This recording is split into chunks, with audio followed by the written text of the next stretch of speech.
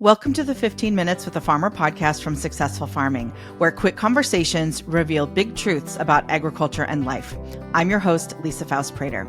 My guest today is Kristjan Hebert, a Canadian farmer with background as a CPA who shares the mindset shift it took to grow his family's operation from a few hundred acres to 41,000. Kristjan, thank you so much for joining me on 15 Minutes with a Farmer. Yeah, thanks for having me. You grew up on the family farm there in Southeast Saskatchewan, went off to college, became a CPA, and then came back to the farm, the Cliff's Notes version of your life story. I read that you had thought at one point about studying agronomy, and your dad encouraged you to study business because that's what he felt like they really needed at the farm. I enjoyed math, and as the farm was growing, obviously dollars and cents became more and more important and bigger and bigger. I mean, I can remember renting my first crop in about 1999, and $200 an acre gross revenue was all you needed to be able to make a little bit of money. And now that barely covers our fertilizer bill. So it was something that probably was a pretty good decision at the time. And then my time, getting my CPA and then having it in the accounting world it was probably the numbers side of farming that brought me back even more than the farm itself. I really enjoyed business and saw a lot of opportunity in agriculture. When you came back to the farm, you were a few hundred acres, and now you're like 41,000, which is just amazing. And I know you have other business ventures and, Maverick Ag, and you have a team now with dozens of employees. And, what's interesting is growth like that is really celebrated in almost all the industries, except sometimes in agriculture, it's kind of different. And I wonder just what your perspective is on like why scaling for farms is important, just like any other business. Well, I mean, I go back to just simple economics. I mean, inflation's 3 to 5%. So if you're not growing at 3 to 5%, you're actually going backwards every year. Just simple on asset management. But I think when it comes to farms, part of it is obviously as equipment gets larger, capital utilization isn't something we talk about enough. But I mean, I don't care what size of farm you are and whether you spend $150,000 or $1 million on a combine. It's how much do you use that piece of machinery? And the world of manufacturing would look at us and say we're crazy that we only use it for 40 days. So then the fact that we don't even use it for 40 days, we only use it for 15 makes it even worse. So I think scale, just in the world we live in, is kind of part of our life. I'm not saying everybody should or needs to scale the way we scale. I think that part of succession plans is scale, though. I really do. I think a lot of succession plans fail because son or daughter comes home and there just simply isn't enough income for two families because the farm's the same size it was 20 years ago when mom and dad needed that same income, right? So I think scale is big for succession. I think it's big for role definition. So if you want to have good people, really not many people in this world want to come to work every day and their job description is do whatever I tell you, right? And on most farms, that is what it is. Whereas you get a little bit larger. I mean, I can have a mechanic do mechanic duty 50, 60, 70% of the year and then drive truck and equipment and help out with the guys the other 30%. So it adds variety, right? You can have your HR people or your managers really focus on people because they have teams of 3 or 4 or 12 to deal with, where when it was just dad and I and one other person, you really are just a general Joe of everything. And that isn't typical of what people in our world like, right? And I really think if you focus on people first, growth can actually be a good thing. Growth can fix a lot of problems for you as long as you focus on people first. If you do it a little backwards, it can be quite painful. I want to talk a little bit about the EOS, Entrepreneurial Operating System, that you use. It's a framework that companies use all the time in business, but not so much in the farming world. So tell us about how that applies to farming and why that works for you. It's just a basic business framework of how you ensure that you have, call it a mission or a 10-year type goal, and then how you can break 10-year goals back to 3 and 1 and then quarters. And in farming, I actually think specifically in grain farming, it's more trimesters because seeding and harvest and the way that works, kind of the November, March, July timeframe works pretty good in a farm that you could have 4-month goals and then break that down to your people. But really all the system is do your people actually know what the most important thing they're working on is today, this week, this month, and this year? Because lots of people can't give you their best effort if they actually have no idea which way they're going, right? And so I think it's a complement of using EOS and building a business kind of like a hockey team or a football team, and that your captains and assistants aren't necessarily your best players. They're your best communicators they're explaining where we're going and why you should follow, and they have great work ethic. And then the EOS system kind of allows that game plan of where you want to go and communicates it to everybody. And can we get better at it? Absolutely we can. But, we got a weekly scorecard that both the management team and the ops team look at, right down to, what our repairs are trending at compared to budget. And is it right or wrong that they're above or below? Maybe not, but at least we're talking about it and what caused that. And then we can go deeper into what causes the root of the problem. And I think the last piece that most businesses really struggle with is it's just a place to compile issues. And I call them issues. They're not drama. Drama is not to be compiled. That's an emotional problem, right? Get over it. Issues are something that most likely is due to a bad process, and every now and then is due to a bad person, right? And if the person problem happens too many times, then obviously you got to move on from that person. But 99% of the time, it's a bad process, which is usually bad communication or a bad SOP on that item for somebody to complete the task. But if you don't track those issues, you never fix anything to get better, right? And if you just deal with 3 or 4 of them every week, it's amazing how fast you can start kind of improving the system of which your business runs on.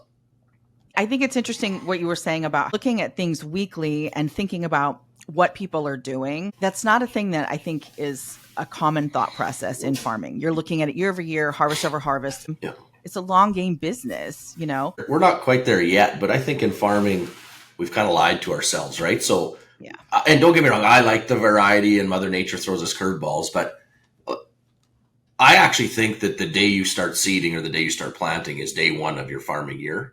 And that if we tracked what we do on a day-to-day and a week-to-week and a month-to-month basis for 5 years, that we actually do the same things. They're just plus or minus 1 week based on the weather pattern. And I think project management training for farms and for people that work on farms is probably some of the most important education we can get people, because that's really how the project management works. What's the outcome of the project? What's the start date? And then things get pushed back plus or minus 1 week based on what trades can come or what gets behind. It's just we don't always think of a farm as a project management company. And that's really the way we look at it. It's not a farm.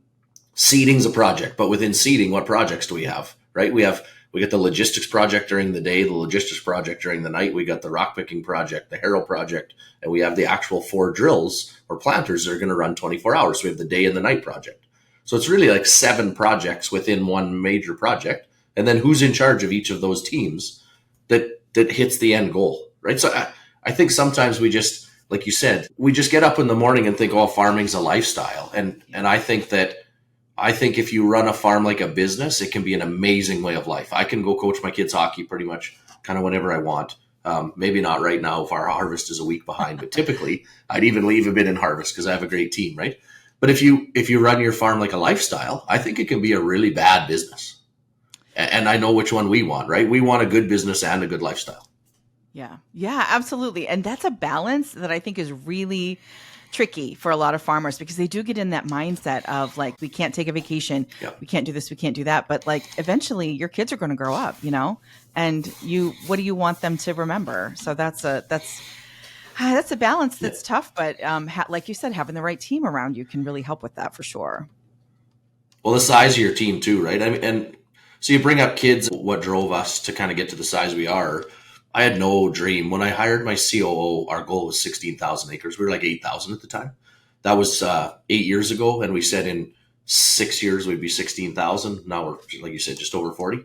But the real thing on why we kept growing is it goes right back to family again. I mean, I don't ever want this thing to be sold, ever. And so what if my kids don't want it? Well, then it has to be set up large enough and as a business that I could have an outside management team running it. Like maybe my son wants to be the agronomist and my daughter wants to be the lawyer, but neither one of them want to be the CEO.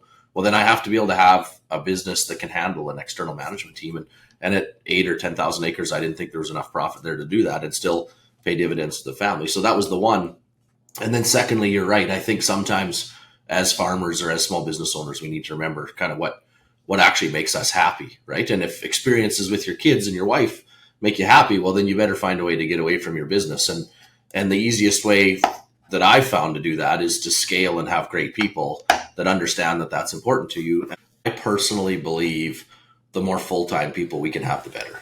And so if you're super focused on that they have to have hands in the dirt, then on a grain farm, you're really only looking for people from April till end of Right. October, November, say, right? And on a cattle farm, you might want more people in the winter when they're in versus when they're grazing. But like part-time people are tough to manage, that just because they come and go. And we bring 3 or 4 over from New Zealand and a couple co-op programs, and we have really good luck with it. And we have some retired farmers locally that come out, but still probably 75% of my crew is full-time. And by having those different skill sets, whether that be an A1 license and enjoy trucking, or a mechanic, or I get a project manager and a tech guy, that we can fill probably 25 to 33% of their hours at least with the what someone might say non-typical farm hours that they would hire out or just not do, right? So cleaning up yards and moving bins and getting things lined up, or putting all our prescriptions and work plans into my John Deere.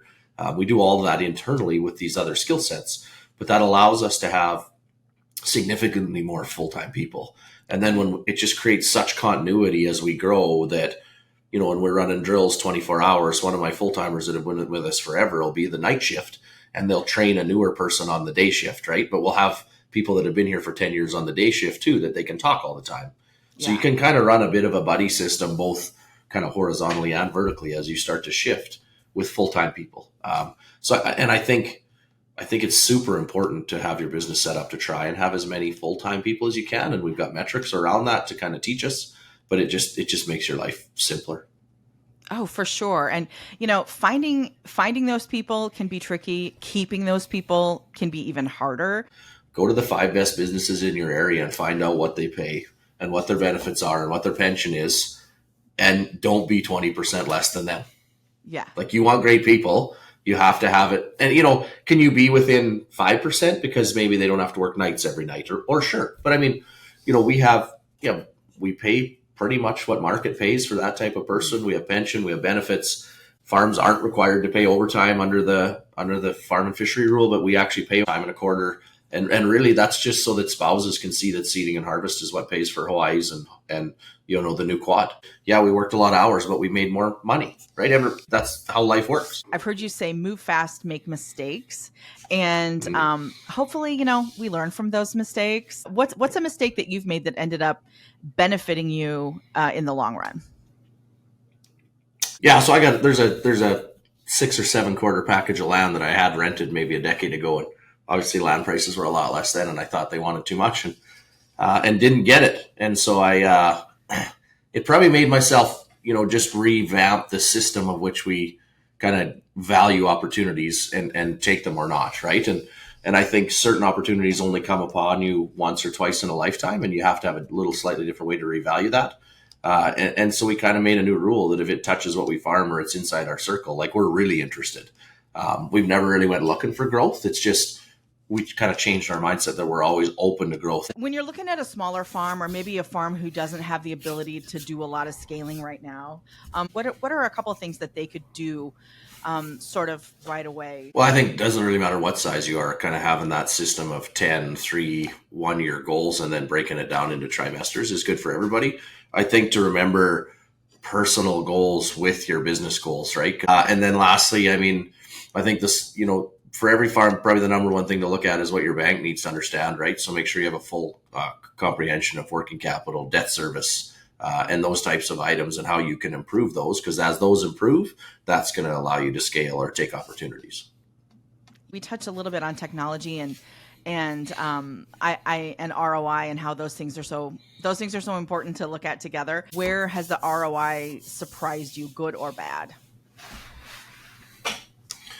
The easy ones for people to see is things like variable rate and sectional control and items like that. But I think sometimes the unknown ROIs is when you scale it, but like logistics efficiency, right? So we got one right now with Agromatics and my John Deere that our combines and carts can all see each other back and forth. So double checking yield and knowing which combine to go to first and which cart's most full, to the point that we track the grain right from the combine to the cart to the truck to the bin and the moisture. So then when we go to move all that grain in the winter, it's just really streamlined our logistical side.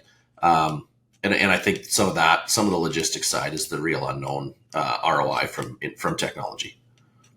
Yeah, logistics is so important, and it feels like you can just be chasing your tail if you aren't paying attention to that. So I love how that technology works together. That's amazing. Yeah, we always say, farming is just a fine line between logistics and perfection, right? It's kind of like a teeter-totter. And so which one has veto that day is what allows you to have a successful business. Kristjan, thank you so much for joining us today. And thank you for listening. Open the latest issue of Successful Farming. Visit us online at agriculture.com and subscribe to 15 Minutes with a Farmer so you never miss a chance to connect with the people who feed, clothe, and fuel the world.